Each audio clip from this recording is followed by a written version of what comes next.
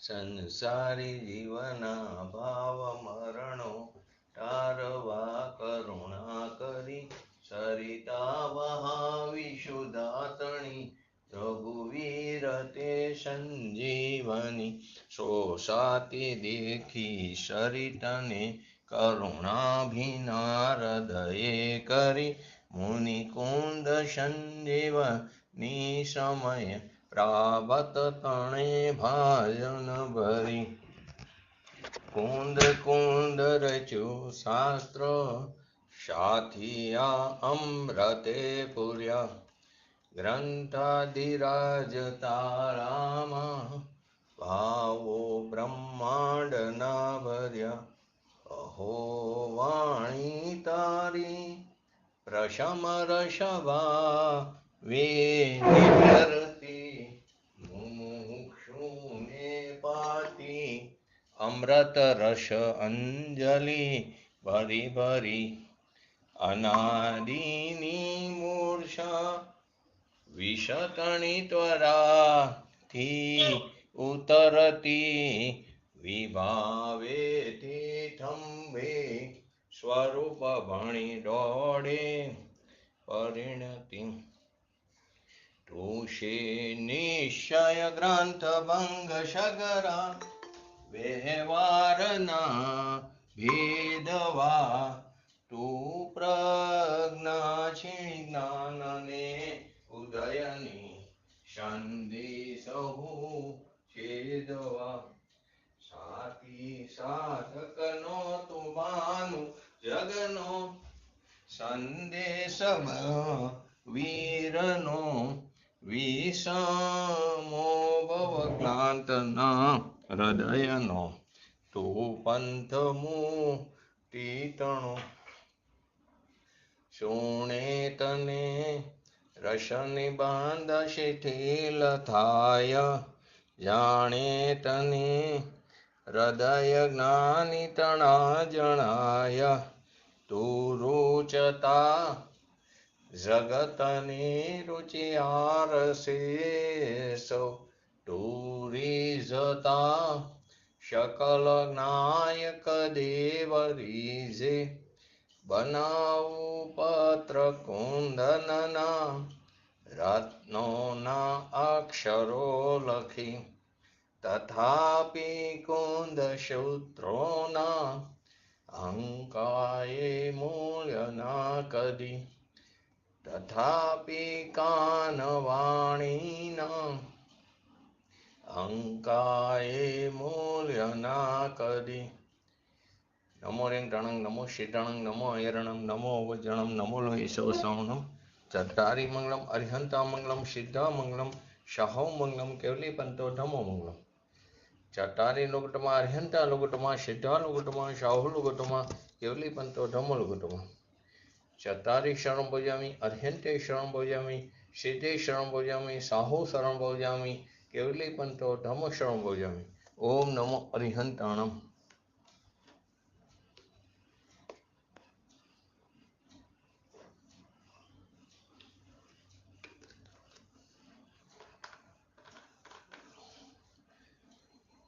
શ્રી સમયસાર ગ્રંથાધિરાજ કરતા કર્મ અધિકારની 76 થી 79 ગાથામાં આજે આપણે થોડું 78 નંબરની ગાથાનું લઈને 79 નંબરની ગાથામાં જશું. તો પહેલું 78 નંબરનું હરિગીત જોઈ લઈને સાથે 79 નંબરનું. તો કે પૂતગલ બોલો અમિતાબેન, આવડતું હોય તો શાસ્ત્ર હારે.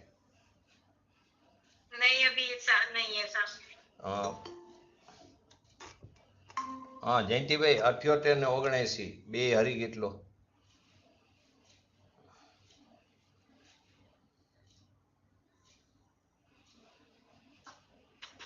પૂતગલ કર્મનું ફળ અનંતું જ્ઞાની જીવ જાણે ભલે પરદ્રવ્ય પર્યાય ન પ્રણમે નવગ્રહે નવ ઉપજેન એ રીત પૂતગલ દ્રવ્ય તે પણ નિજ ભાવે પરિણમે પરદ્રવ્ય પર્યાય ન પ્રણમે નવગ્રહે નવ ઉપજે. એમાં ગઈકાલે છેલ્લે જ્ઞાની જે છે તે પોતે બાહ્ય સ્થિત, એટલે કે બાહ્ય સ્થિત કોણ એના? તો કે દયા, દાન, વ્રત, તપ, ભક્તિ આદિ જે શુભાશુભ ભાવ છે એ બધા ભાવ ધર્મીની દશાથી બહાર છે. ધર્મીની દશાથી બહાર છે એ બધા ભાવ રહેશે. તો કે જેને પોતાના સ્વરૂપનું ભાન થયું છે તો એને ધર્મ થયો, એને વિતરાગ દશા પ્રગટ થઈ, એને મોક્ષ દશા પ્રગટ થઈ, એને સાધક દશા પ્રગટ થઈ. તો કે ભાન થયું તો ધર્મ થયો, ભાન થયું તો શાંતિ થઈ, ભાન થયું તો વિતરાગતા પ્રગટ થઈ. તો ધર્મી જીવ જે જ્ઞાની છે ગ્રહસ્થ દશામાં પણ ભલે હોય, પછી તે ભલે ને 8 વર્ષની છોકરી હોય કે છોકરો હોય કે તિર્યંચ હોય કોઈ પણ, કે 8 વર્ષનો મનુષ્ય હોય, ગ્રહસ્થ દશામાં હોય તો પણ એ ધર્મની પ્રાપ્તિ કરી શકે છે ને. દેડકાની અંદર છે વાત, ઘણા આપણે પ્રથમ યુગની અંદર એની અંદર કથાની અંદર આવે છે દેડકાની, તો કે મેંઢક ધર્મી હોય છે. તો એ જે દેડકો છે એની અંદર આત્મા તો છે ને, તો આત્માને અંદર ભાન થાય છે કે હું શરીર નથી, હું વાણી નથી, હું કર્મ નથી, હું શુભ અશુભ રાગ એ પણ હું નહીં, એ તો મલિન ભાવ છે ને હું કેવો છું? શુદ્ધ ભાવ સ્વરૂપ છું. એવા જે પ્રભુપણાની પ્રભુતા તિર્યંચમાં, એટલે કે અહીં દેડકાની વાત છે, તિર્યંચમાં હાથી આદિમાં પણ સમ્યક દર્શન એની અંદર પ્રગટ થાય છે. આ ગાથામાં કીધું કે જેમ માટી ઘડામાં ઘડાને, ઘડાની પર્યાયને અને ઘડાના કાર્યને પ્રાપ્ત કરે છે. માટી ઘડામાં ઘડાને પ્રાપ્ત કરે, ઘડાની પર્યાયને, એટલે કે ઘડાના કાર્યને પ્રાપ્ત કરે છે. માટી કુંભાર એને પ્રાપ્ત કરતો નથી. ઘડાના રૂપમાં રૂપાંતર થઈને ઘડામાં માટી આદિ મધ્ય અંતમાં સ્વયં અંતર્વ્યાપક થઈને તે પરિણમે છે. તે સ્વયં અંતર્વ્યાપક થઈને પરિણમે છે અને માટી જ ઘડાની અવસ્થા રૂપે ઉપજે છે. એમ જ્ઞાની એ પણ પોતે પોતાના સ્વભાવથી બાહ્ય સ્થિત એવા પદ્રવ્યના પરિણામમાં, એની અંદર આપણે દયા, દાન, વ્રત, ભક્તિ, વૈભવ આદિ લઈ લો, બહારનો સંયોગો આદિ લઈ લો, તો એવા બાહ્ય સ્થિત એવા પદ્રવ્યના પરિણામમાં શરીરની અવસ્થા હોય, વાણીની અવસ્થા હોય, સંયોગો આદિ હોય,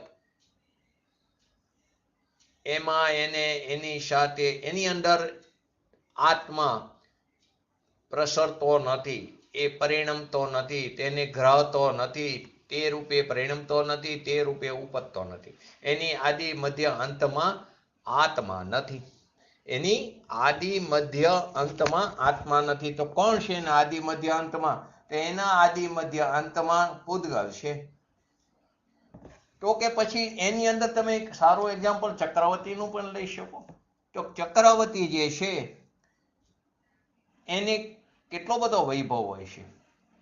ચક્રવર્તી રાજા હોય અને એનો વૈભવ કેટલો હોય? કેટલા ચક્રવર્તી હોય છે? ચક્રવર્તી કેટલા? 12. એ શેમાં આવે? ચક્રવર્તી મહાપુરુષમાં આવે, સલાકા પુરુષમાં આવે?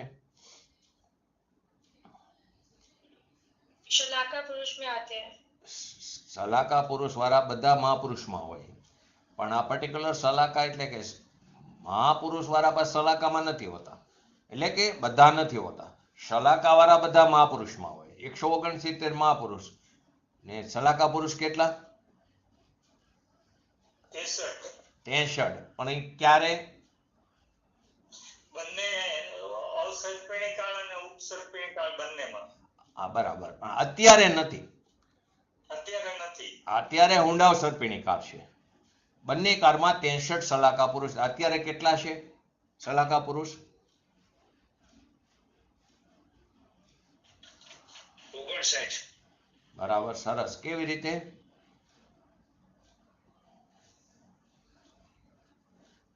સલાકા પુરુષમાં કોણ કોણ આવે? આ થોડું આ પણ લઈ લે. ચક્રવર્તીની વાત લેવી છે. ચક્રવર્તી, બળદેવ, વાસુદેવ, પ્રતિવાસુદેવ. એટલે વાસુદેવ પ્રતિ વાસુદેવ, એમાં જ બળદેવ આવી ગયા. નારાયણ કો પ્રતિના. હા, બરાબર છે. 24 તીર્થંકર. બરાબર છે, બરાબર થઈ ગયા. 24 તીર્થંકર, 12 ચક્રવર્તી, 36, 9 નારાયણ, 9 પ્રતિનારાયણ. કેટલા થયા? અને 9 બલભદ્ર, એટલે ટોટલ બરાબર થઈ ગયા 27 ને 36 63 સલાકા પુરુષ. તો અત્યારે 59 છે. કેમ? ક્યાં 4 પદનો લોપ થયો? શાંતિનાથ, કુંભનાથ ને અનાથી 3 તો બે માં હતા. આમ તો 3 ચક્રવર્તી ને તીર્થંકર. બરાબર છે. અહીં અત્યારે સલાકા પુરુષની વાત હાલે છે, સલાકાની, એટલે આપણે ખાલી તીર્થંકર અને ચક્રવર્તી લઈ, બાકી 3 કામદેવ પણ હતા. તો 169 ની વાત આવે તો 3 પદવી અહીંયા થઈ એમને. પણ અહીં અત્યારે આપણે સલાકા પુરુષ છે તો ચક્રવર્તી અને તીર્થંકર, એટલે 3 નો લોપ થયો કે ત્રણેય ડબલ પદવીના ધારક હતા. બરાબર, 3 ઈ ઘેટા એટલે 60 અને એક હજી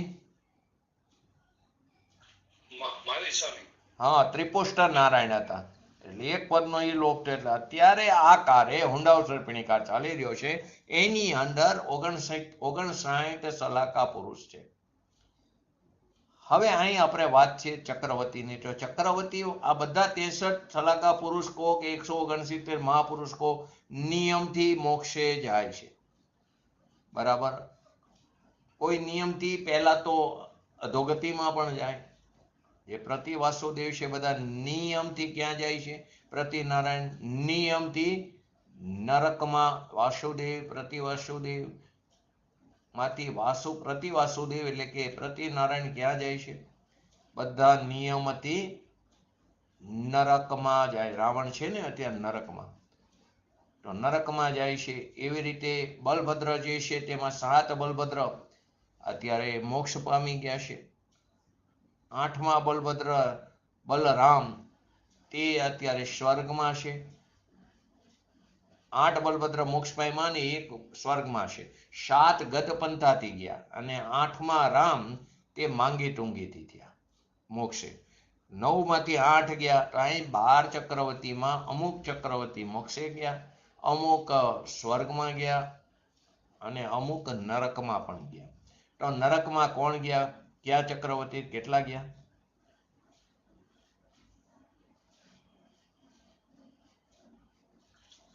2. ક્યાં ક્યાં? સોમદત્ત ને બ્રહ્મદત્ત. શુભોમ ચક્રવર્તી અને બ્રહ્મદત્ત ચક્રવર્તી.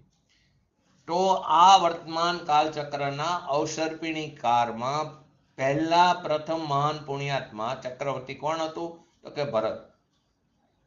તેઓ તદભાવી કેવા હતા? તદભવ મોક્ષગામી હતા, એ જીવ હતા. અને પહેલા તીર્થંકર આદિનાથ પ્રભુના દીકરા પણ હતા. એ ભરત ચક્રવર્તી દરેક 6 ખંડ ઉપર વિજય પ્રાપ્ત કરે. ખરેખર એ વખતે પણ એ પોતાના અખંડ આત્માને સાધી રહ્યા છે. બહારથી એવું લાગે. તેઓ 5 મલેચ્છ ખંડોના વિજય માટે વિજયાર્થ પર્વત ઉપર જાય છે. ત્યાંના રાજાઓને જીતીને ચક્રવર્તી હિમવાન પર્વતની સમીપ જાય છે. આપણે આખું ભૂગોળ લીધું હતું સુરેન્દ્રનગર શાંતિના જિનાલીમાં મેપ ઉપર, તેની અંદર આવ્યું હતું આ બધું. તો રાજાને જીતીને ચક્રવર્તી હિમવાન પર્વતની સમીપ જાય છે.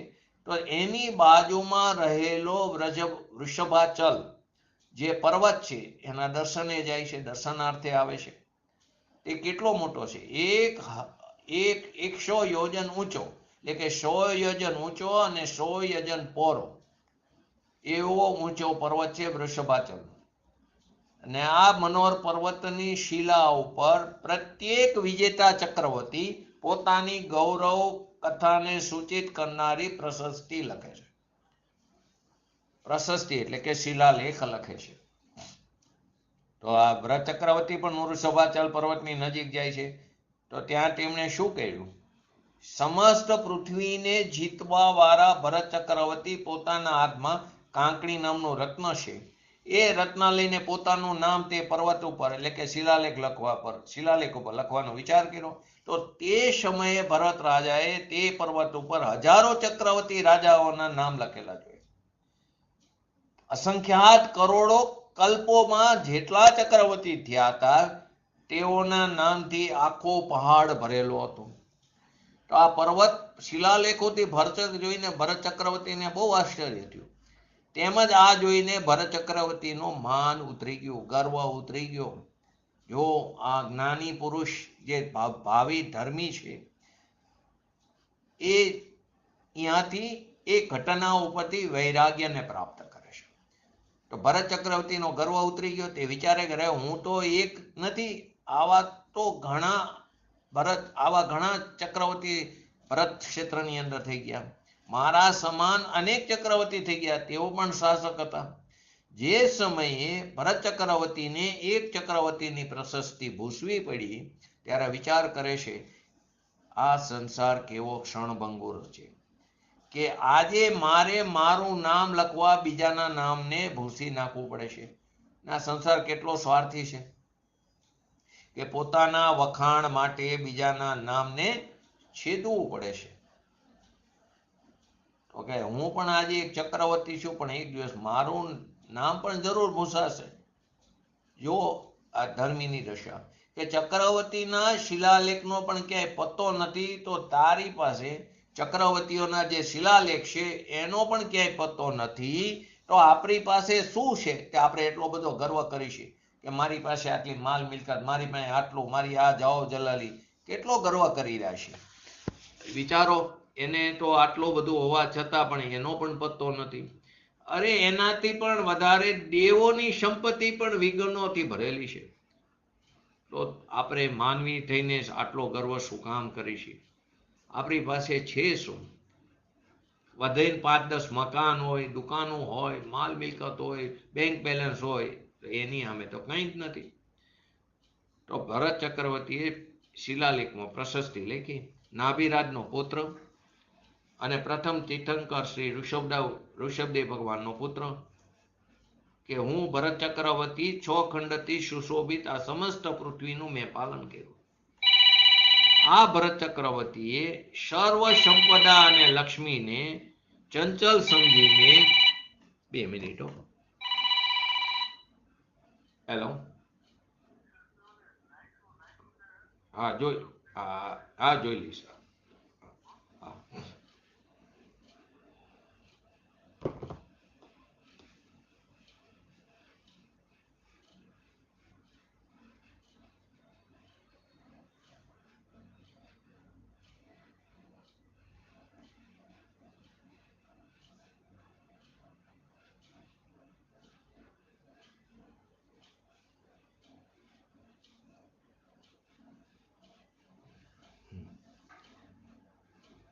ઓકે, ભરત ચક્રવર્તીને પણ આ સર્વદા સંપદા, લક્ષ્મી બધાને એ પણ એનાથી છૂટવાની છે.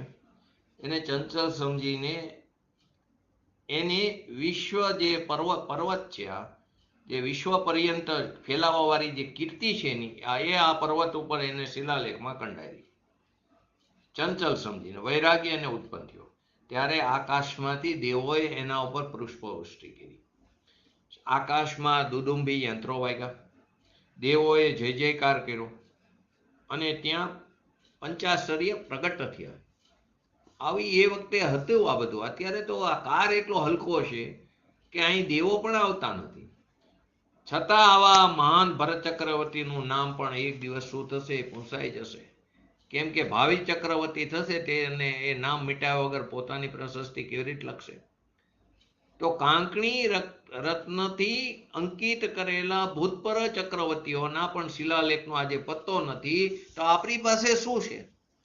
અને આપણે આનો ગર્વ કરીશું. માટે એમ કે છે આચાર્ય ભગવાન કે જીવે માન કસાય છોડીને માર્દવ ભાવ કરવા જેવો છે.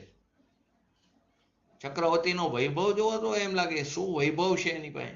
14 રત્ન છે, 9 નિધિ છે, 96,000 રાણી, હજારો પુત્ર પુત્રીઓ છે, 1 કરોડા કરોડી તો હર છે, 3 કરોડ ગાય, 18 કરોડ ઘોડા, 48 કરોડ પાયદર, 84 કરોડ સુભટવીર, 84 લાખ હાથી, 84 લાખ રથ, 6 ખંડનું રાજ્ય, 96 કરોડ ગામ, 75,000 શેર, 76,000 ખેટ એટલે કે ઉપનગર, 32,000 મુકુટબદ્ધ રાજા, 1 કરોડ સુવર્ણના થાર.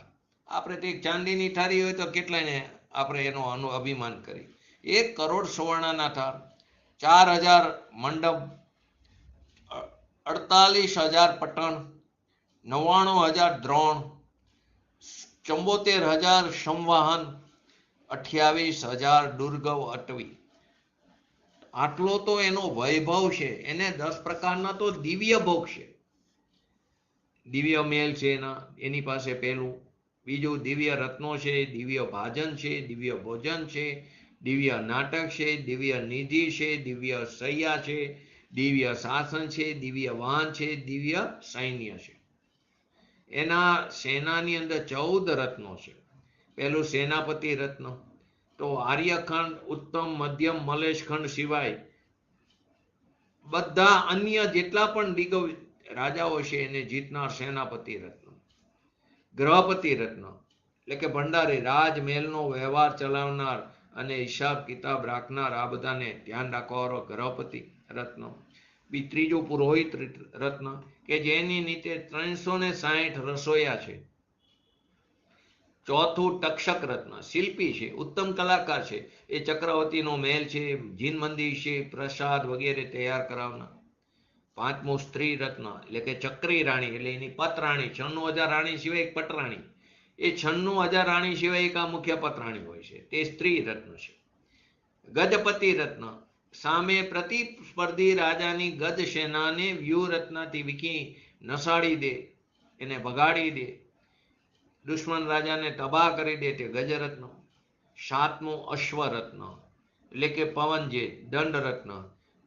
જે ગુફા છે, ગુફાના બંધ દ્વારને જ્યારે ખોલવામાં આવે છે ત્યારે અંદરથી ઝેરી પવન નીકળે. તે સમયે તે અશ્વરત્ન ભાર યજન દોડે છે અને દ્વાર તૂટતા આકાશમાં મોટી છલાંગ મારે છે કે જેથી પોતે અને એનો ઉપર જે અસવાર હોય એ ઝેરી ગેસથી બચી જાય. આ 7 રત્ન કેવા છે? સજીવ રત્ન છે.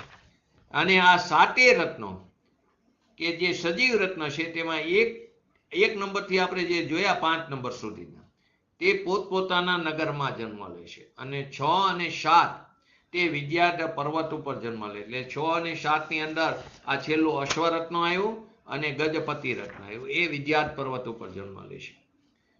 અજીવ રત્નની અંદર એ પણ 7 છે. ચક્ર રત્ન છે જે રત્ન સેનાની આગળ ચાલે છે. જે રત્ન સેનાની આગળ ચાલે છે તે સ્વયં ગતિ કરે છે.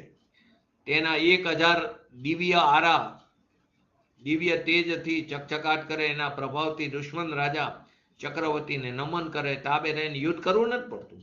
આ ચક્ર રત્નની 1000 દેવો રક્ષા કરે છે.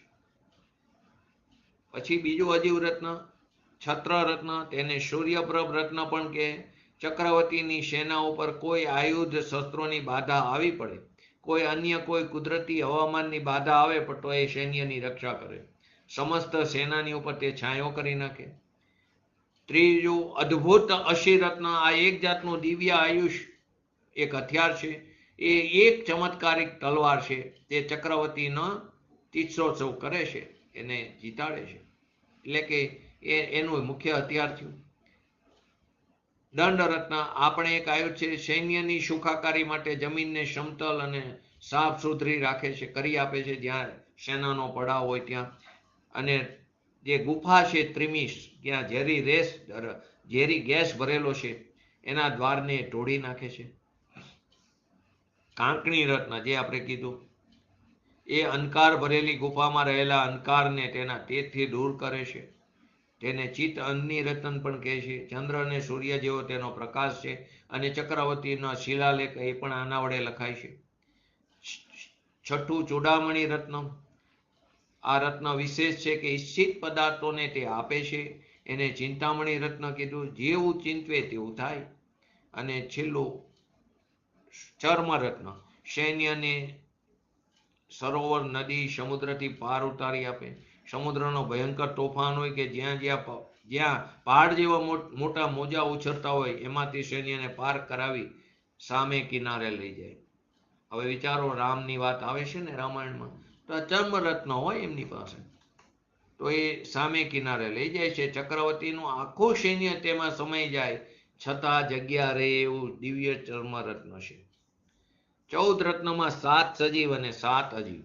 તો અજીવ 8 નંબરથી 11 નંબરના જે રત્ન છે તે આયુધ સારામાં ઉત્પન્ન થાય. એટલે કે પહેલું, બીજું, ત્રીજું અને ચોથું અને પાંચમું. એટલે ચોથો 12 થી 14 એટલે કે છેલ્લા 3 ચર્મરત્ન, ચૂડામણી રત્ન અને કાંકણી રત્ન તે શ્રીદેવીના મંદિરમાં ઉત્પન્ન થાય છે. અને રત્નનું પ્રત્યેક રત્નનું રક્ષણ કોણ કરે?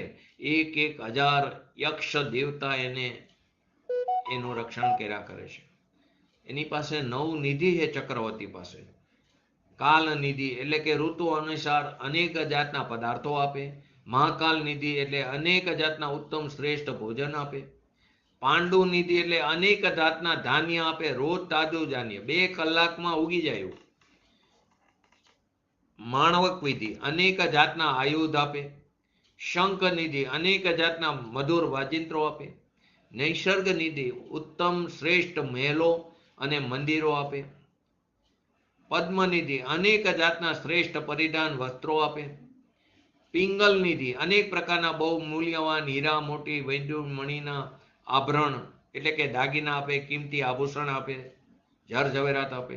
સર્વરત્ન નિધિ એટલે અનેક પ્રકારના જગતના સૌથી શ્રેષ્ઠ મહામૂલ્યવાન રત્ન પણ આપે. તેની અંદર હીરા લો, માણેક લો, મોતી લો, પન્ના લો, નીલમ લો, બધા પ્રકારના રત્નો તે આપે છે. 96,000 રાણીમાં 32,000 રાજકન્યા છે, 32,000 વિદ્યાધર કન્યા અને 32,000 મલેશ ખંડિયા છે, કન્યાઓ હોય છે. ષષ્ઠખંડ મંડિત ભરતખંડની અંદર 96,000 જે કીધું ને ગામ એટલે કે જેની ફરતે કોટ હોય તે 96 કરોડ હોય છે, તેને ગ્રામ કીધું.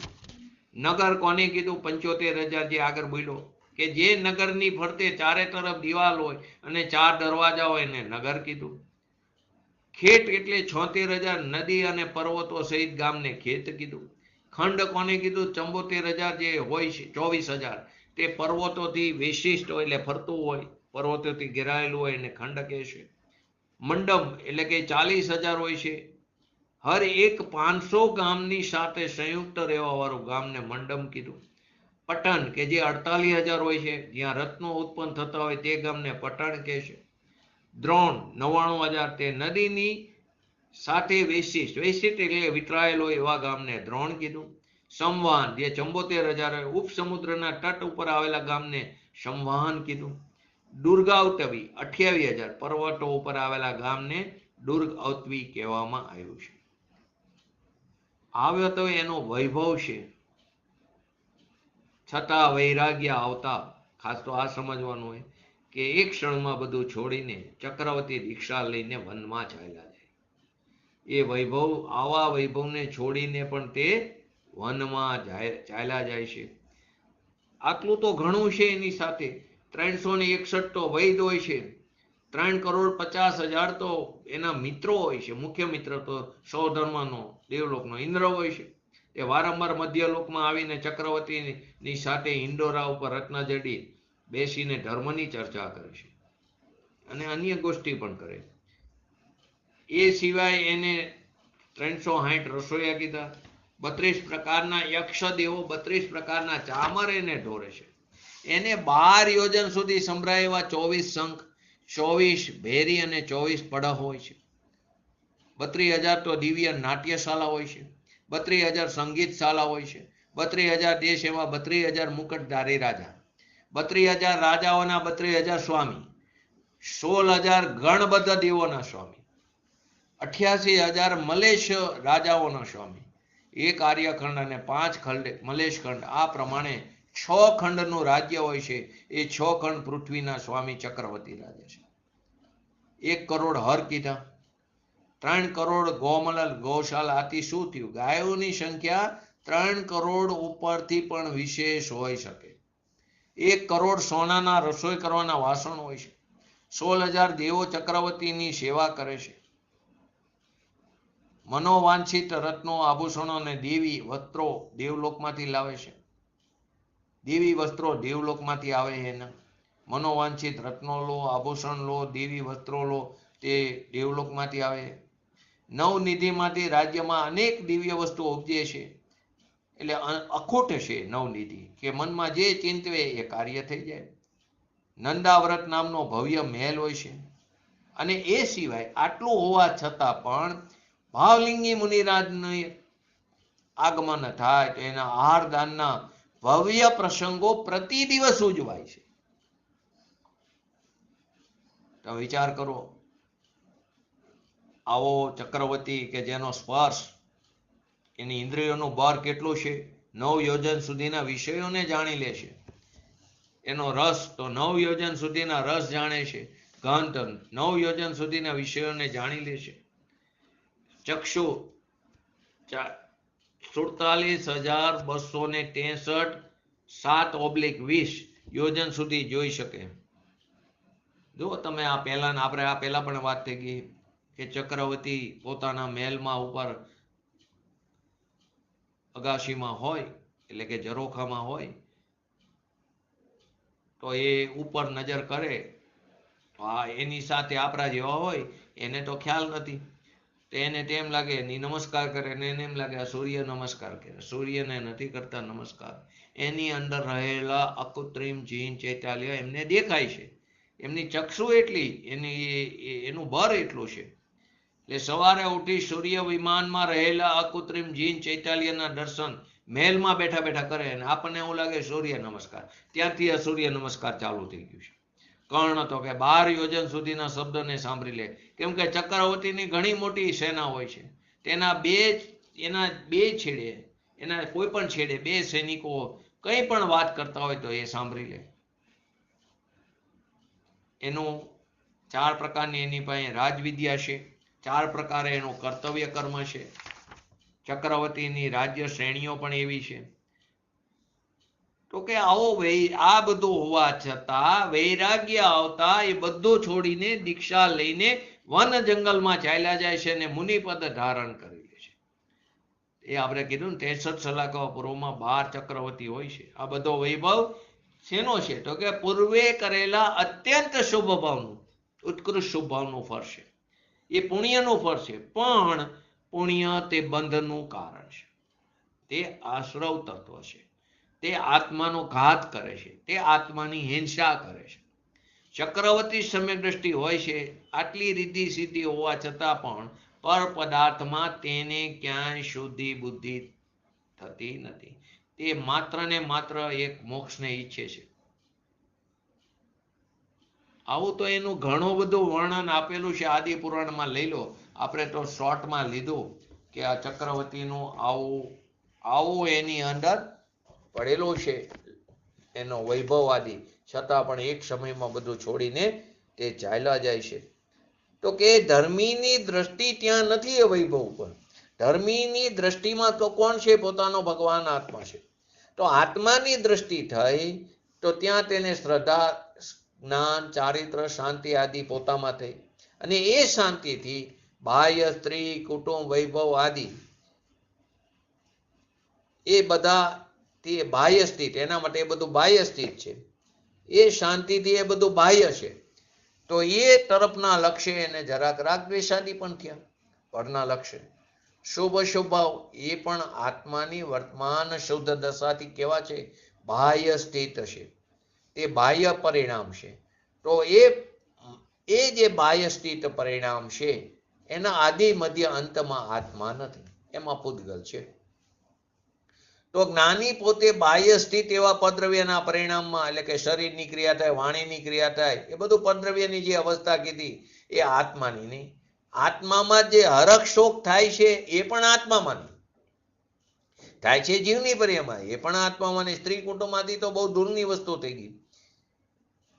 આત્મા જ્યાં સુધી રાગ દ્વેષ આદિ હરખ શોક આદિમાં એકત્વ કરે રાખશે એની માન્યતામાં, ત્યાં સુધી અજ્ઞાનમાં, એટલે કે અજ્ઞાન દશામાં રાગ દ્વેષ મારામાં હતા, હરખ શોક મારામાં છે, એમ એ મિથ્યાત્વ દશામાં તે વર્ગી રહ્યો છે. કે એ મિથ્યા દ્રષ્ટિ એવી રીતે અજ્ઞાની જીવ માનતો તો મિથ્યા દ્રષ્ટિ થઈને. જ્યારે ભગવાન આત્માના ભેટા થયા, દર્શન થયા, પર્યાયમાં તે પ્રગટપણું થયું, સમ્યક દર્શન, સમ્યક જ્ઞાનમાં આત્મા શુદ્ધ ચૈતન્યનો ત્યાં પર્યાયમાં ભેટો થયો, સાક્ષાત્કાર થયો, તો ધર્મીને પોતાની દશામાં શુદ્ધતા, પવિત્રતા, આનંદતા, શાંતિ, શુદ્ધ ઉપયોગ એ એનું કાર્ય છે. અને એનો કરતા કોણ છે? તો કે ધર્મી છે, જ્ઞાની છે. પણ પોતાના શુદ્ધ પરિણામથી બાહ્ય સ્થિત એવા દયાદાન વ્રત ભક્તિ આદિ એ બાહ્ય સ્થિત પરદ્રવ્યના પરિણામ છે, પોતાના પરિણામ નહીં, પોતાની પર્યાય નહીં. જો આપણે વિકલ્પ ઉઠે ત્યાગનો કે મારે આ ન ખાવું, મારે આ પ્રકારના રસ ન ખાવો, લીલોતરી ન ખાવી, આઠમ ચૌદસ આપણે કહીએ છીએ ને, દરેક દિવસ આઠમ ચૌદસ જ છે. દરેક દિવસ તો વાત જવા દો, એક એક ક્ષણ કેવી છે, એક એક ક્ષણ વૈરાગ્યથી ભરેલી છે. કેમ કે વૈરાગ્ય કેમ આવે? કોકનો વિલય થયો કઈક વસ્તુનો, એનાથી ઘટનાથી વૈરાગ્ય આવે. તો હર સમયે પર્યાય તો વ્યય થાય, તો હર સમયે પર્યાયનો વ્યય થાય તો એક પ્રકારની વૈરાગ્ય ઘટના છે. તો વિકલ્પ ઉઠ્યો ત્યાગનો, રસ નો ખાવો, લીલોતરી ન ખાવી, એવો જે વિકલ્પ ઉઠ્યો શુભ રાગ ધર્મીને, તો ધર્મીને એવો વિકલ્પ ઉઠે છે, છતાં એ માને છે, એના અભિપ્રાયમાં પડ્યું છે કે શુભ રાગ મારામાં છે જ નહીં. ને આપણે શું માની? શુભ રાગથી મને ધર્મ થાય, અગૃહિત મિથ્યાત્વ લઈને બેઠા છીએ. મેં શુભ રાગ કર્યો કે નહીં આટલો બધો, મેં તો આટલી ક્રિયા કરીને, આ ક્યાં કે કરે, હું રોજની આટલી સામાયિક કરું, ખરેખર શરીરને સ્થિર કરે ને. સામાયિક એટલે સમય વત્તા, એટલે કે આત્માને સ્થિર થવાનું, આત્મામાં સ્થિર થવાનું છે. એના બદલે આપણે એવું કર શરીરને સ્થિર કરી છે. તો શરીરથી થોડો આત્માની પ્રાપ્તિ થાય, બાહ્યના લક્ષ્ય થોડી આત્માની પ્રાપ્તિ થાય, નિજની. તો કે આપણે શુભ રાગથી મને ધર્મ થાય, એટલે કે શુભ કરતા કરતા શુદ્ધની પ્રાપ્તિ થાય, વ્યવહાર કરતા કરતા નિશ્ચયની પ્રાપ્તિ થાય, ત્રણ કારમાંની. મેં આવ્યો તો પૂજ્ય ગુરુદેવશ્રીના સમયમાં એક ભાઈ, મેં તો આટલી પડીમાં લીધી ને તમે આવું કહો છો, અમે તો આટલી ક્રિયા કરી કે નહીં, તો આ ક્રિયાથી ધર્મ થાય કે નહીં? તો પૂજ્ય ગુરુદેવશ્રી કે જરાય નહીં થાય. આ તો ક્રિયાકાંડને તો એમણે કે ઉડાડી દીધું. ઉડાડ્યું નથી, ક્રિયા છે, પરંતુ તે આત્માથી બાહ્ય છે. જે બાહ્ય ચીજ છે એનાથી પોતાને ફાયદો કેવી રીતે થાય, એનાથી પોતાને લાભ કરતા કઈ રીતે થાય, એવા પરદ્રવ્યના પરિણામમાં અંતવ્યાપક થઈને જે શુભ રાગ છે એમાં આત્મા જેમ માટી ઘડામાં વ્યાપીને ઉત્પન્ન થાય, એમ ધર્મી જીવ રાગમાં અંતર્વ્યાપક થઈને રાગની આદિમાં, મધ્યમાં, અંતમાં વ્યાપતો નથી, તેને ગ્રહતો નથી, તે રૂપે પરિણમતો નથી અને તે રૂપે ઉપજતો નથી. હરખ શોકના પરિણામમાં આત્મા આદિમાં આત્મા છે એમ નથી, અને હરખ શોકના પરિણામ આત્મા આદિમાં શરૂઆત છે તો હરખ શોક થયો એમ છે નહીં. કેમ કે આનંદ, શાંતિ, વિતરાગતા આદિમાં આત્મા છે. સમ્યક દર્શન, સમ્યક જ્ઞાન, સમ્યક ચારિત્ર જે પોતાના સ્વભાવના આશ્રય ઉત્પન્ન થયા, એના અવલંબને ઉત્પન્ન થયા, એવું સમ્યક દર્શન, એવી નિર્વિકલ્પ દશા, એવું સંસંવેદન જ્ઞાન, એવું સ્વરૂપાચરણ ચારિત્ર, એની આદિમાં આત્મા છે, એની મધ્યમાં અને અંતમાં પણ આત્મા છે. પણ હરખ શોકના ભાવ થયા, એની આદિ મધ્ય અંતમાં આત્મા નથી, એની આદિ મધ્ય અંતમાં કર્મ એટલે કે પૂતગલ છે. આવો વિતરાગ માર્ગ છે. પણ આ શરીર તો એનું ખરું કે નહીં? તો કે બાહ્ય સ્થિત છે. જ્યાં આત્મા છે ત્યાં શરીર છે ને એમ કે કોઈ? લો, રાગ થાય એ આત્મામાં થાય કે શરીરમાં થાય? તમે એમ કહો છો તો કે થાય જીવની પર્યાયમાં, પરંતુ તે બાહ્ય પરદ્રવ્યના પરિણામ છે. અહીંયા તો અમે એમ કહી આત્મા જેને કહીએ એમાં રાગ થતો જ નથી. જો પરમ શુદ્ધ નિશ્ચયના કથનની અંદર આપણે નયના 4 ભેદ લીધા, એમાં એક અશુદ્ધ નિશ્ચયની, એક દેશ શુદ્ધ નિશ્ચયની, એક સાક્ષાત શુદ્ધ નિશ્ચયની અને એક પરમ શુદ્ધ નિશ્ચયની. એકમાં કીધું કે તે જીવજનિત છે રાગદ્વેષ આદિ, એકમાં કીધું કર્મજનિત છે. આપણે એ બેને નથી લેવું, એક દેશ અને અશુદ્ધને, પરંતુ સાક્ષાત અને પરમ શુદ્ધને લઈ. સાક્ષાત શુદ્ધ નિશ્ચયનીમાં શું કીધું?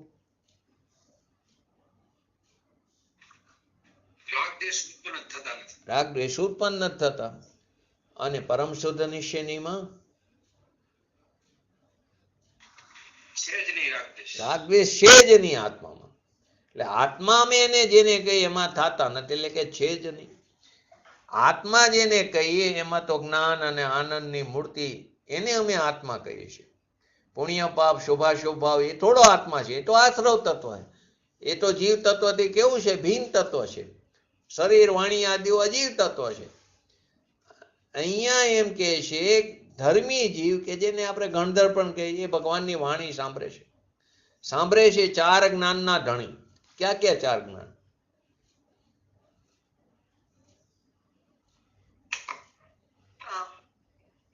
બોલો બોલો. નહીં જ્ઞાનની વાત કરું બેન. બરાબર બોલો. એ કર્મની વાત થઈ, એ કર્મ થયા બેન, ઘાતી કર્મ થયા. નહીં જ્ઞાનની વાત છે. બોલો અશોકભાઈ. સરસ. મતિ જ્ઞાન, શ્રોત જ્ઞાન, અવધિ જ્ઞાન અને મન પર્યય જ્ઞાન. આ તો બાકીના બરાબર, બાકીના જે છે મતિ અને શ્રોત એ તો કુમતિ કુશ્રુત પણ હોઈ શકે. બધા જીવને સુમતિ શ્રુત ન હોય. અહીં તો ગણધરની વાત એટલે બધી સુની વાત, સુમતિ શ્રુત. પણ મન પર્યય જ્ઞાન છે તે ખાલી ભાવલિંગી મુનિરાજ એટલે કે તે પવિત્ર હોય. અવધિ કુઅવધિ પણ હોય.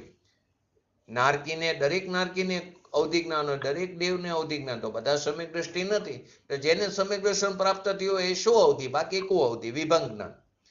તો કે 4 જ્ઞાનના ધણી. તો કે છે કે ધર્મી જીવ પોતાની પર્યાયમાં શુદ્ધતા અને શ્રદ્ધા જ્ઞાનની શાંતિ જે ઉત્પન્ન થઈ એની પર્યાયમાં છે. તો એની પર્યાયમાં જે સાંભળવાનો વિકલ્પ ઉઠો ગણધરને, ભગવાનની વાણી સાંભળવાનો એ જે વિકલ્પ ઉઠો એ એની પર્યાયમાં નથી. એની પર્યાયમાં ગણધર 4 જ્ઞાનનો ધણી કે જેને પોતાની પર્યાયમાં શુદ્ધતા, શ્રદ્ધા, જ્ઞાન, શાંતિ આદિ એને પ્રગટ હશે એની પર્યાયમાં. તો એની પર્યાયમાં જે સાંભળવાનો વિકલ્પ ઉઠો કે શુભ ઉપયોગ દશામાં એને સાંભળવાનો જે વિકલ્પ ઉઠો તો એની પર્યાયમાં નથી. અને વાણી એની પર્યાયમાં નથી. એ વિકલ્પ ઉઠો એ પણ એની પર્યાયમાં નથી અને વાણી પણ એની પર્યાયમાં નથી. સંવત્સરણની અંદર ભગવાન બિરાજમાન હોય.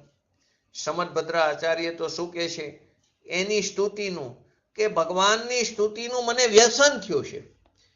એનું મને વ્યસન થયું છતાં કહે છે કે વાણી અને વાણીની અંદર જે સ્તુતિનો વિકલ્પ રાગ છે એ તો પોતાની જ્ઞાન પર્યાયથી કેવો છે, બાહ્ય છે. અને વ્યવહાર તરીકે જાણે છે પણ મારી દશામાં છે એમ માનતા નથી. વ્યવહાર તરીકે જાણે પરંતુ એ મારી દશામાં છે એમ માનતા નથી. નિશ્ચયમાં લીન, વ્યવહારથી મુક્ત છે. ગજબ વાત કરી. નિશ્ચયમાં લીન, વ્યવહારથી કેવા છે, મુક્ત છે. વસ્તુ જે છે પણ છે ઈ અહીં તો છે એ આત્મામાં નથી. વ્યવહાર તરીકે છે. તો વ્યવહાર છે કે નહીં? જ્ઞાનીને વ્યવહાર છે કે નહીં? તો કે વ્યવહાર છે એ જ્ઞાનીમાં નથી, બાહ્ય સ્થિતિમાં વ્યવહાર છે. એટલે જ્ઞાનીમાં નથી એટલે એના અહીં કઈ અપેક્ષા કે એની માન્યતામાં એ પદ્રવ્યના પરિણામ છે એ અપેક્ષા. એ બાહ્ય સ્થિતિમાં વ્યવહાર છે. તો લોકોને તકલીફ પડે કે અમે તો માંડ આ બધું કરીને એની ઠેકાણે કે જ્ઞાનીને પણ વ્યવહાર છે જ નહીં. ધર્મી જીવમાં વ્યવહાર છે જ નહીં. એટલે કે વ્યવહાર પૂતગલના પરિણામ પૂતગલમાં છે, આત્મામાં નથી. એ અપેક્ષા ગાથાને અનુલક્ષીને. બાકી વ્યવહાર તો રસ્તામાં હજી જ્યાં સુધી પૂર્ણ દશા પ્રગટ નથી થઈ તો એને રસ્તામાં સહચર સ્વભાવ આવે છે, પરંતુ એને એ જાણે છે. ચૈતન્ય પ્રભુ જે બિરાજમાન છે એ પોતાના આત્માના આશ્રય એને પૂર્ણતા પ્રગટ કરી છે. હવે એવો ભગવાન આત્મા સાધક જીવને એની દ્રષ્ટિમાં આવ્યો, જ્ઞાનમાં જ્ઞેય થયો, એમાં સ્થિરતા થઈ તો શુદ્ધ પરિણામ જે થયા તે આત્મામાં છે. અને એનું વ્યાપ્ય નામ કોણ? કર્મ છે. એ એનું વ્યાપ્ય કાર્ય છે ને આત્મા એનો કરતા છે. જે પરિણામ થયા વિતરાગતા આદિના એ એનું કાર્ય છે અને એનો કરતા આત્મા છે. રાગાદી વ્યવહાર આદિ એ આત્માની દશા પર્યાયથી બાહ્ય છે. દ્રવ્ય ગુણથી તો બાહ્ય છે જ, કેમ કે દ્રવ્ય તો ત્રિકારી શુદ્ધ છે ને એના અનંત ગુણો પણ ત્રિકારી શુદ્ધ છે. એનાથી તો બાહ્ય છે, પરંતુ ખરેખર આત્માની દશા એટલે કે એની પર્યાયથી પણ એ બાહ્ય છે. રાગાદી વ્યવહાર આદિ તો અંતર્મુખના જે પરિણામ થયા એ આત્મા, બહિર્મુખના થયા એ આત્મામાં નથી. બહિર્મુખ એટલે કે શુભાશુભ ભાવ, એમાં હું છું એ બધા બહિરાત્મા કીધા. અને શુભાશુભ ભાવથી ભીન હું અંતરાત્મા જ્ઞાનાનંદ છું એ અંતરાત્મા કીધું. એ સમ્યક દ્રષ્ટિ એ અંતરાત્મા છે. તો અંતરાત્મામાં પુણ્ય પાપના ભાવ તે બાહ્ય સ્થિત છે, અંતરમાં નથી. તો બાહ્ય સ્થિત એવા પદ્રવ્યના પરિણામમાં અંતરવ્યાપક થઈને, એટલે કે આદિ મધ્ય અંતમાં હરક્ષોકના ભાવ લો, એની આદિ મધ્ય અંતમાં વ્યાપીને ધર્મી તેને ગ્રહતો નથી. એટલે કે ધર્મી એ હરક્ષોકના ભાવ, દયાદાનના ભાવ, ભક્તિમાં હરખ આવ્યો એ હરખ અને તે ગ્રહતો નથી, તે રૂપે પરિણમતો નથી, તે રૂપે ઉપજતો. એવી રીતે માટી પોતે ઘડામાં અંતરવ્યાપક થઈને આદિ મધ્ય અંતમાં વ્યાપીને માટીને ઘડાને ગ્રહે છે, એમ આત્મા પોતાના સ્વરૂપની દ્રષ્ટિમાં રહેલા, પોતાના સ્વરૂપની દ્રષ્ટિમાં રહેનારો જે ભગવાન આત્મા એટલે કે જે ધર્મી જીવ, જે જ્ઞાની જીવ છે, તે રાગને ગ્રહતો નથી, હરખને ગ્રહતો નથી, શોકને ગ્રહતો નથી, શુભાશુભ ભાવને ગ્રહતો નથી. તો કે આવો અંતર્મુખ ભગવાન ચૈતન્ય જ્યોત એ રૂપે જ્યાં પરિણમન એટલે કે ભાન થયું, તો એની જે પર્યાય નિર્મલ થઈ એ પોતાનું વ્યાપ્ય નામ કાર્ય એટલે કે કર્મ છે. પણ જેટલી મલિન પર્યાય ઉત્પન્ન થઈ, એક પર્યાયના બે ભાગ, તો પણ જેટલી મલિન પર્યાય ઉત્પન્ન થઈ એ આત્માની પર્યાય જ નથી. જે અશુદ્ધતાની પર્યાય ઉત્પન્ન થઈ તેના આદિ મધ્ય અંતમાં પૂતગલ વ્યાપે છે, પૂતગલ એને ગ્રહે છે. અને જે શુદ્ધતા ઉત્પન્ન થઈ એમાં આત્મા એની આદિ મધ્ય અંતમાં છે. આવો સ્વરૂપ ભગવાન આત્મા એના તરફ વરવાથી, એના તરફ ધરવાથી જેટલી શુદ્ધ પર્યાય થઈ એટલો આત્મા, અને જેટલો પરલક્ષી વિકલ્પ હરખ શોક દયા દાન વ્રત તપ ભક્તિ આદિ ઉત્પન્ન થયા એ બધો અનાત્મા, એ પૂતગલના પરિણામ. એ પૂતગલ પરિણામને આત્મા ધર્મી ગ્રહતો નથી. તે વ્યવહારને કર્મ નથી માનતા, વ્યવહારનું કાર્ય પોતાનું માનતો નથી ધર્મી જીવ. તો બહારની પરદ્રવ્યની વાત તો ક્યાંય દૂર રહી હતી. તો કે આત્માની અંદર રાગ દ્વેષ આદિ પુણ્ય પાપ આદિ મારા છે એમ થયું, એટલે વિકારી ભેખ રૂપે થયો. તો એ ભેખ મારો અને હું એનો કરતા, એટલે વિકારી ભેખ મારો અને હું તેનો કરતા એવો અજ્ઞાની એમાં કરતા કર્મ માને છે. વાસ્તવમાં ભેખ જ નથી. પુણ્ય પાપનો ભેખ મારી પાસે છે જ નહીં, મારો છે જ નહીં. મારો ભેખ તો કેવો શ્રદ્ધા જ્ઞાન શાંતિ ચારિત્ર આદિ, એ મારો ભેખ એટલે કે મારો વેશ. જો આપણને એમ થાય કે અમુક ઉંમર પછી આપણને યાદ નથી રહેતું, અહીં એ પણ પૂજ્ય ગુરુદેવ વિશે કીધું. આપણે પણ ઘણી વાર વાત ઘણા અલગ રીતે વાત આવી. એમ આપણે એમ કહીએ કે શું કરીએ, આ શબ્દો નવા લાગે, અઘરું પડે છે, કંઈ યાદ નથી રહેતું. તો 10 વર્ષ પહેલા કોઈ આપણું અપમાન કર્યું હોય તો યાદ રહેશે. ઘરની અંદર અથવા તો પોતાની શોપ હોય તો 200 આઈટમ હોય તો 200 આઈટમના ભાવ યાદ હોય છે.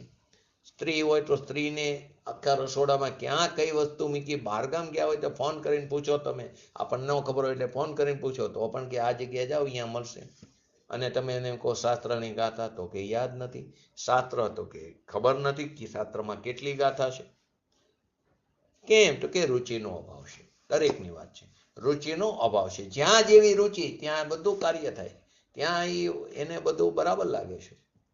રુચિ અનુસાર વીર્ય પણ થાય. પરંતુ અહીં તો આપણે એમ વાત છે કે શબ્દો ઘણો યાદ કર્યા, પણ આત્મામાં શબ્દ પણ નથી અને શબ્દની યાદગીરી વાળો ભાવ પણ નથી. શબ્દની યાદગીરી એ ભાવ પણ, એટલે કે પરની યાદગીરી એ પોતાનો ભાવ નથી. શબ્દ પણ નથી આત્મામાં, અને શબ્દની યાદગીરી એ જે ભાવ પણ, કે જે પરની યાદગીરી ભાવ, એ પણ પોતાનો ભાવ નથી. તો પોતાના શુદ્ધ સ્વરૂપને સ્પર્શીને જેટલા જ્ઞાન દર્શન શાંતિ પ્રગટ થયા એને આત્મા કહેવામાં આવે છે. અને જેટલા એ બાહ્ય સ્થિતનો વિકલ્પ ઉઠે છે અને એની આદિ મધ્ય અંતમાં પૂતગલ વ્યાપે છે, ગ્રહે છે, પરિણમે છે, ઉપજે છે, એને આપણે અનાત્મા કીધું, બહિરાત્મા કીધું. તો જ્ઞાનીને વ્યવહાર આવે કે નહીં? તો વ્યવહાર તો આવે, હોય છે એને પણ વ્યવહાર. તો હોય છે એને બદલે એમ કોને કરે છે? તો હા કરે છે પણ વ્યવહાર નથી, કેમ કે એની પર્યાયમાં નથી. છે ખરો પણ એની પર્યાયમાં નહીં. ધર્મીની વાત છે. તો કે શાસ્ત્રમાં પણ આવે, રસ્તામાં આવા સચર શુભાવ આવે છે. વ્યવહાર નહીં, શાસ્ત્રમાં ઠીક ઠેકાણે આવે છે કે શ્રાવક જે છે પંચમ ગુણસ્થાન વર્તી એ ષષ્ઠ કર્મ હંમેશા કરે છે. માટે હું વારંવાર કરું છું, જ્યાં કરવું આવે ત્યાં સમજવું વ્યવહારનું કથન છે, કેમ કે કરવું તે મરવા બરાબર છે. તો ષષ્ઠ કર્મ હંમેશા કરે છે એમ આવે છે. દેવ પૂજા, ગુરુ પૂજા એટલે કે ગુરુ સેવા, સ્વાધ્યાય, સંયમ, તપ આદિ જે ચોબોલ આવે છે એ વ્યવહાર નહીંનું કથન નહીં કે અસદભૂત નહીંનું કથન છે. અર્થાત્માં ધર્મી એ કરે છે એમ છે જ નહીં. તો કે બાહ્ય સ્થિત એવા પરદ્રવ્યના પરિણામમાં અંતરવ્યાપક થઈને આદિ મધ્ય અંતમાં વ્યાપીને આત્મા નથી. રાગમાં આદિમાં હર્ષ શોકની જે દુઃખની પર્યાય ઉત્પન્ન થઈ એની આદિમાં આત્મા નથી. આનંદની પર્યાય ઉત્પન્ન થઈ એની આદિમાં આત્મા છે. રાગ આદિમાં આત્મા નથી. આવો અનાકુર પોતાનો ભગવાન હતા, અનાકુર આનંદ સ્વરૂપ છે. તો એની પર્યાય પણ કેવી? અનાકુર આનંદ રૂપ ઉત્પન્ન થાય, થોડી દુઃખની પર્યાય ઉત્પન્ન થાય. શાંતિરૂપ ધર્મ અકશાય પરિણામ થાય. તો એ અકશાય પરિણામની શરૂઆત, મધ્ય, અંતમાં આત્મા ખરો. પણ જે અંદર સકશાય ભાવ થોડો બાકી રહ્યો એની આદિ મધ્ય અંતમાં આત્મા નથી. ભૂમિકા અનુસાર હોય છે. શું કીધું? કે પોતાના સ્વભાવના આશ્રયે અનાકુર આનંદની પર્યાય ઉત્પન્ન થઈ, શાંતિરૂપ ધર્મ અકશાય પરિણામ થયા. તો એ અકશાય પરિણામની શરૂઆતમાં, મધ્યમાં, અંતમાં આત્મા ખરો. પણ જે સકશાય ભાવ ભૂમિકા અનુસાર થોડો બાકી રહ્યો તો એની આદિ મધ્ય અંતમાં આત્મા નથી. એની આદિ મધ્ય અંતમાં કર્મ એટલે કે પૂતગલ છે. તો આત્મા તેને ગ્રહતો નથી, તે રૂપે પરિણમતો નથી. તો કે આપણી પ્રભુતામાં વિકાર ક્યાંથી આવ્યો? કે જે એ કોને હોય? તો કે પર્યાય દ્રષ્ટિવંતની, અંશ દ્રષ્ટિવંતને, બાહ્ય દ્રષ્ટિવંતની. એ વિકારને જોનારો, વિકારના અસ્તિત્વને સ્વીકારનારો, અને વિકાર ભાષે છે તેને વિકારનો તે કરતા બને છે, અને વિકાર તેનું કાર્ય મેં અજ્ઞાન દશામાં બને છે, માને છે, એને ભાષે છે. પરંતુ જેવી દ્રષ્ટિ ગુલાટ ખાય, પલટી ખાય કે વિકાર જેટલો નહીં, વિકાર જેટલો હું નહીં, એ તો નહીં, પણ અલ્પજ્ઞ પર્યાય જેટલો પણ નહીં. શરીર વાણીમાં તો નહીં, પુણ્ય પાપમાં તો નહીં, પણ વર્તમાન અલ્પજ્ઞ જે અલ્પદર્શી પર્યાય એટલો પણ હું નહીં. તો કે હું તો પૂર્ણ શુદ્ધ આનંદ છું, એવી દ્રષ્ટિ થઈ ત્યારે પોતાની પર્યાયમાં જે શુદ્ધતા પ્રગટ થઈ એ મારી પર્યાયમાં છે. પર્યાય એ મારું વ્યાપ્ય એટલે કે મારું કાર્ય છે, હું તેનો કરતા છું. એનાથી બાહ્ય સ્થિત જેટલા વિકલ્પ ઉઠ્યા પંચમહાવ્રત આદિના, જેને બહારના લોકો ચારિત્ર કહે છે, એ સાચું ચાહી વ્યવહાર ચારિત્ર, પણ ક્યારે નિશ્ચય હોય તો એ નિશ્ચયપૂર્વકનો વ્યવહાર છે. બાકી ખરેખર એ ચારિત્ર નથી. ચારિત્ર તો સ્વભાવની અંદર સ્થિત થવું એનું નામ ચારિત્ર છે. સ્વભાવમાં રમવું, ચરવું, જમવું એનું નામ ચારિત્ર છે. તો કે પાંચ મહાવ્રત આદિ રાગ છે, બાહ્ય સ્થિત છે. પંચ મહાવ્રત ચારિત્ર કેવી રીતે હોય? પંચ મહાવ્રતથી થોડું કલ્યાણ થાય, ચારિત્રથી થોડું કલ્યાણ થાય. તો કે ખબર નથી કે મહાવ્રત શું છે. એ તો કેવું છે? વિકલ્પ આશ્રવ છે. કેમ કે એને ચૈતન્યની મહત્તા નથી આવી. રાગ છે ને, મેં રાગ કર્યો, મેં પરથી અધિક કર્યો, મેં જુદો એટલે વધારે કર્યો, મેં પુણ્ય કર્યું, મેં આ કર્યું, કેમ કે એને પરની અધિકતા ને મહિમા વિસ્મયતા ભાઈસી છે. એ આત્માને માનતો નથી. મહત્તા એને ત્યાં આપી છે દ્રષ્ટિમાં, જ્યાં ચૈતન્ય ભગવાન અનાકુર આનંદની પ્રતિ અને મહત્તા થઈ, તો એ મહત્તાની માં રાગાદિની મહત્તા નથી, પરની મહત્તા નથી. એ બાહ્ય સ્થિતને જાણે છે, કેમ કે એ તો પરમાં છે. તેને તે રૂપે તે ઉપજતો નથી, તે રૂપે પરિણમતો નથી, તેને ગ્રહતો નથી. તો જ્ઞાની સુખા દુઃખાદરૂપી પૂતગલ કર્મના ફળને જાણે છે, હરખ શોકના ભાવને જાણે છે. તો કે જગતમાં જગત જડ છે એમ એ છે એમ જાણે છે. પૂતગલ કર્મના ફળને જાણે તો પણ પ્રાપ્ય, વિકાર્ય અને નિવર્ત્ય એવું જે વ્યાપ્ય લક્ષણ વાળું પદ્રવ્ય પરિણામ ફળ સ્વરૂપ જે કર્મ છે, જે પૂતગલના પરિણામ છે એ મારી ચીજમાં ક્યાંથી આવ્યું? એ મારામાં છે જ નહીં, એ પરમાંથી આવ્યું એમ માને છે. પ્રાપ્ય નામ એ જ સમયમાં હરખ શોકનો ભાવ જે છે પ્રાપ્ય છે એ પૂતગલનું કાર્ય છે, એ વિકાર્ય છે પૂતગલનું, ઉપજવું છે પૂતગલનું. એવું વ્યાપ્ય લક્ષણ વાળું ઉપદ્રવ્ય પરિણામ સ્વરૂપ કર્મ એટલે કે કાર્ય તેને નહીં કરતા એવા જ્ઞાનીને પૂતગલ સાથે કરતા કર્મ ભાવ નથી. આગળ કહે છે કે રાગ કે હરખ થયો ને, એ હરખ છે તો અહીંયા જ્ઞાન થયું એમ નથી, અને જ્ઞાન થયું તો જ્ઞાન કરતા ને હરખ કાર્ય એમ નથી. જ્ઞાન કરતા જાણે છે કે નહીં? તો જાણવું તો કાર્ય છે એનું. કોનું? તો કે આત્માનું. આત્મા કરતા છે કોનું? જ્ઞાનનો, જાણવાનું. એ જ્ઞાન થયું એનો કરતા હરખ એમ નથી, ને હરખ કાર્ય ને જ્ઞાન પર્યાય કરતા એમ પણ નથી. આની વિશેષ ચર્ચા આપણે આવતીકાલે કરશું. કાલ થોડું સ્વપર પ્રકાશક ઉપર લેશું, કેમ કે આ જાણવાની વાત આવી એટલે. તો આપણે પણ આપણા સ્વભાવને જેવું વસ્તુ સ્વરૂપ બતાવ્યું છે સર્વજ્ઞ ભગવાને, એ પ્રમાણે એને વિચારી સમજી ને આપણા સ્વભાવને લક્ષ્યમાં લઈને શીઘ્ર ને શીઘ્ર વિતરાગતા પ્રગટ કરી એવી પરમ વિરલ ભાવના સાથે આજનો વ્યક્તિત્વ પૂરું કરું. જય જીનેન્દ્ર. બોલો જીનવાણી સ્તુતિ બોલો.